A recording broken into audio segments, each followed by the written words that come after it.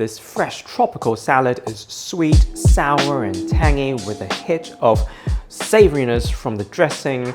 This is my version of rojak.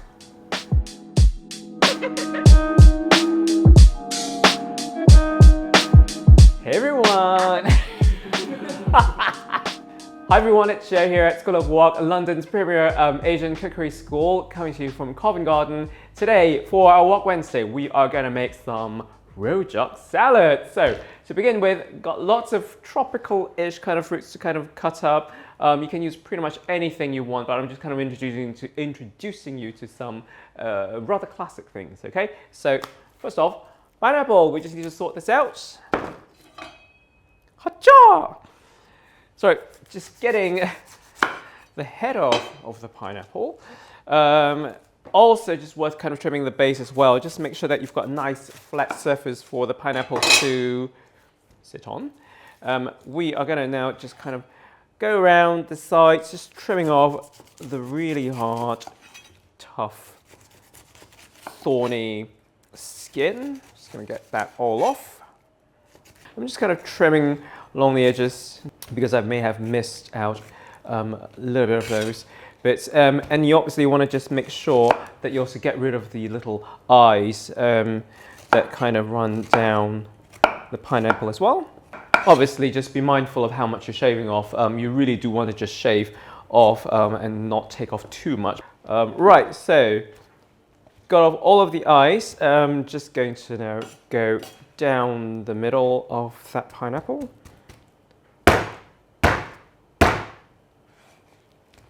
Now we've got that core obviously in the center of that pineapple, so what I do normally, just have it sort of going facing me and then going down lengthways, and then once you open that up, you should be able to get your cleaver or your knife just kind of on a diagonal, just to get rid of that tough wedge from there. I'm not going to use the whole pineapple obviously, because that would be way too much pineapple for this particular recipe, but you can obviously save the rest for, I don't know, making some lovely pina coladas. So just cutting up my pineapple into big chunks like that. Next up, we also have an apple and also a cucumber to work with. Just going to half this. And again, kind of working on a similar premise. You just want to get rid of the core from the center of that apple, so I usually just quarter it up. And then just going in with my cleaver at an angle.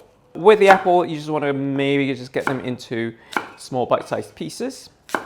And then with the cucumber, we just want to just make sure that we've got the core out. So I usually just kind of top and tail it, take off about half, and then just open it up, just like that. And usually just kind of quartering it like so, and then again just using that method of going at an angle with a cleaver, you should be able to get that juicy, seedy part of that cucumber out of the way. Sometimes if you find that a little bit hard to work with, you can also just have that cucumber or that wedge of cucumber kind of facing upwards, and then just very carefully running your knife horizontally, and I say carefully because your knife is going in the direction where your fingers are, but you can exactly do the same thing. And once you've got the seeds out, all you want to do is just kind of cut them into, well, again, just kind of bite-sized pieces. Chunky bite-sized pieces tend to work really well. I'm just kind of doing them at a slight angle, but obviously you can do them however you want because you're in charge of your own kitchen. So it's looking pretty nice. We've got some yellows and some greens. I'm just going to get some bean sprouts in. So you know, get the idea. It's kind of like a sweet, savory sort of a salad that we're doing, a rojak, you know. So some bean sprouts that just kind of washed, and obviously you want to pick them through, make sure that they're nice and clean. And I've got some crunchy bits, just like a little Asian or Chinese versions of croutons. These are little youtiaos, sometimes also called Chinese donuts, sometimes called Chinese crullers, but they're essentially kind of like like a breakfasty kind of a sort of a thing in China or in many parts of Asia. They're super, super crunchy. Pretty much just a bit of dough that's deep fried in oil. Right, so those can just go in, just like that. It's time for some tamarind. It's time for some tamarind action. Right, so we've got all the prep work done now for all of the chopping. So next up, we're just going to work with a little bit of that sauce that we're going to make for the dressing. In here, I've got some tamarind puree, or tamarind paste rather. When you get it in this form, you do need to kind of process it a little bit with some water, okay? So, because it's really quite sticky, a little bit goes a long way. For this particular recipe, all I need is maybe about I don't know, just about 25 grams, 30 grams of this. It's really super sticky, and also it's got seeds in it, which is why you need to then work it in a little bit of water. It could be warm water, it could be just room temperature water, it doesn't really matter, but you need to just kind of get in there with your fingers and break it all up, and that's going to go really kind of murky and kind of like a light brown water. And then from there, all of the pulp is going to just then get into the water, and you'll end up with sour tamarind water, basically. You've obviously got quite a lot of tamarind water still left in there. We're not going to use all of it, obviously, but you can absolutely just store it in a clean container or a jug, pop it in the fridge. Next up, making the salad. So we've got some belacan here. Belacan is your typical Malaysian/Indonesian shrimp paste. I obviously have toasted it, so it's nice and dry. So dry toast it in a frying pan, and make sure you open up all your windows, get your extractor hood on, get all of the the laundry out of the way, because it's gonna stink up your house and your flat. I absolutely know that's going to do that, so just be prepared for it, okay? It is delicious though, I promise you. So toast it until it's nice and dry and brittle, and we're just going to go in there with our pestle and just going to grind this up into a nice fine powder, okay? You do need to toast your belacan first of all, to make it smell really, really strong and robust and pungent, and second of all, that toasting really helps to just make sure that it's all safe to eat, okay? Because you're going to eat this salad dressing on its own, just over the salad, so you want to make sure that it's nice and toasted and really hot, okay? Next up, we're going to get a whole bunch of other ingredients in. I've got some dark soy sauce to go in. That's both salty and a little bit sweet. I also have some soft light brown sugar. You could obviously use palm sugar if you like, muscovado if you want a sort of a darker color to your salad dressing. We've got also some limes that we're just gonna squeeze the juice.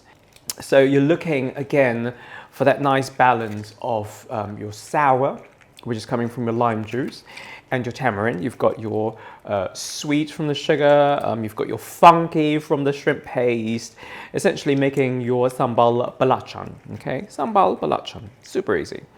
So just gonna squeeze, I don't know, about maybe two limes in there. Right, next up, we've got some ketchup mayonnaise to go in. Again, this is soy, which is slightly sweetened. It's Indonesian style soy sauce. Just gonna give about 3.5 teaspoons, roughly. I'm just kind of eyeballing it today a little bit, just kind of going freestyle, as it were. Just gonna give it a really good mix, and you should start to see you've got this really sort of thickish mixture in the mortar. So with the tamarind, I just kind of literally just scoop it off like that. So a few tablespoons of that, and then you just give it a really good mix. And then from here, it's really just a matter of just tasting it, making sure that all the flavors are nicely balanced. Ooh, that's nice. Okay, so quite a lot of sweetness coming through. I think it could do with a little bit more of tamarind, and definitely maybe the juice of another lime, just to really get that kick in there. You want it nice and tangy. Right, so just giving it a quick stir. So next up, we're just going to finish off the salad, give it a really good toss, and then we'll see where we go from there. Salad dressing time. So really easy. You're just going to spoon over your, you know what? I'm just going to, go for it. Don't worry if you feel like you've got lots of dressing. It's all fine. This is a rustic salad. Don't forget also, if you're okay with peanuts, get some peanuts in there. You want a little bit of texture, a bit of crunch. And then simply just go in with your method of tossing. Give it a really good mix And you can start to see how it's all starting to come together. And then just to finish off, we're just gonna go in with a sprinkle of sesame seeds.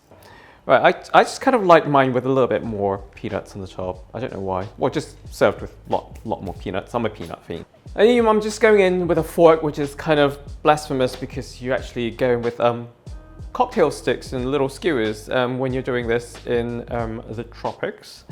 Okay. Oh, that nutty, tangy, sweet, just really refreshing. I don't know, it's just really, really refreshing. Thank you so much for watching this video. Do look out for next week's video as well. And in the meantime, don't forget to like, subscribe, and comment. What's your favorite